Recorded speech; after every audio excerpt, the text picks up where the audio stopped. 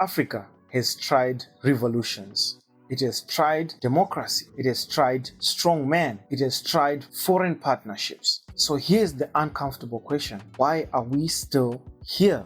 The continent is rich in land, minerals, culture, and people, yet constantly struggling for control of its own destiny. And now a new name has captured the imagination of millions of Africans online. A young leader, a military captain, a symbol of defiance. So today we ask a bold question, not to provoke, but to think. Is Africa's future 54 Ibrahim Traorés or one United States of Africa? Let's talk about it.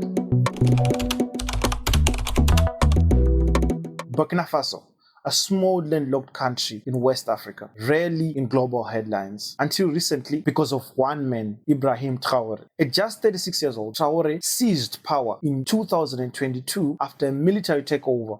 Almost immediately, he positioned himself as something different. He expelled French troops. He spoke openly about anti-imperialism. He appealed directly to African youth. Online, many may call him the new Thomas Sankara. Is it truly a continuation of Africa's revolutionary legacy, or just another chapter in a very familiar story?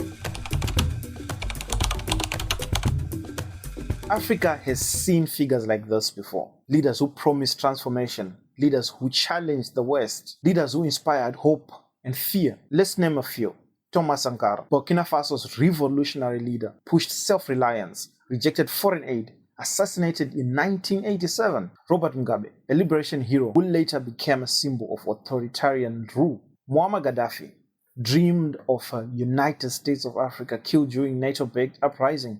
Yoweri Museveni, still in power decades later, with a deeply mixed legacy. Different ideologies, different outcomes, but one shared pattern. Africa often creates revolutionary leaders, then places them inside systems that resist revolution. So the question isn't just about Traoré, it's about whether Africa is structurally capable of sustaining radical change. Let's ground this conversation in reality.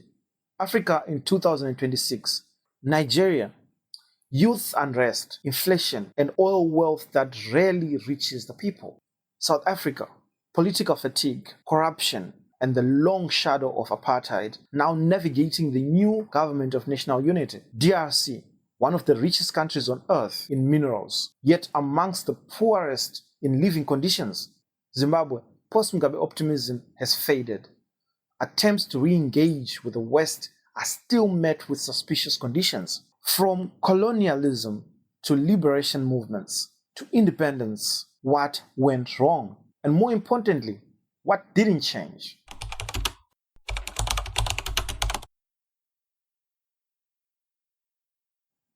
Let's imagine two possible futures. Scenario 1, 54 Traorés. Each African country led by bold, young nationalist leaders. Pros: strong national identity, youth-driven reforms, anti-corruption rhetoric. Cons: risk of fragmentation, military dominance in politics, diplomatic isolation. Scenario 2, a United States of Africa. One passport, one market, one continental military voice. Pros: economic leverage, global bargaining power, reduced dependency on external actors.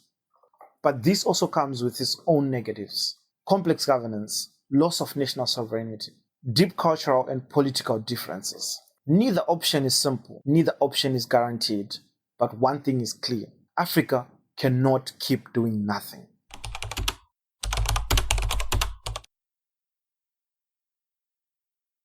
This is not a question for the next century. Africa is a very small window. Over 70% of the population is under 30. In the next 10 to 15 years, today's youth will either reshape the continent or inherit its failures. History does not wait for readiness. It moves, with or without us.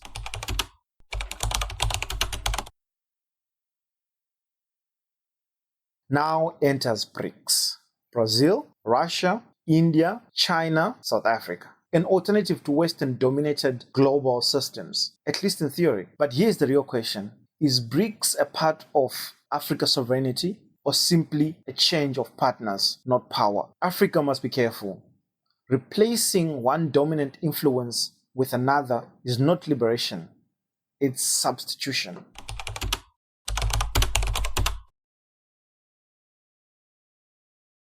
So where does South Africa fit in all of this? It has the infrastructure, it has the regional influence, it has diplomatic weight, but it also has deep internal struggles. Can a country still resolving its own contradictions help lead a continental vision, or must leadership come from somewhere unexpected?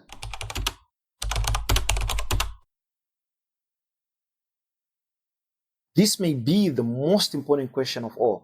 Are we truly ready for young leadership? Traoré is under 40.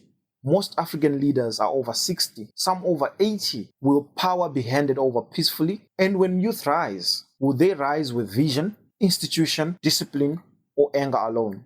Because history shows us something important. Youth without structure doesn't build nations, but youth with vision can change everything. So, here we are, between repetition and reinvention.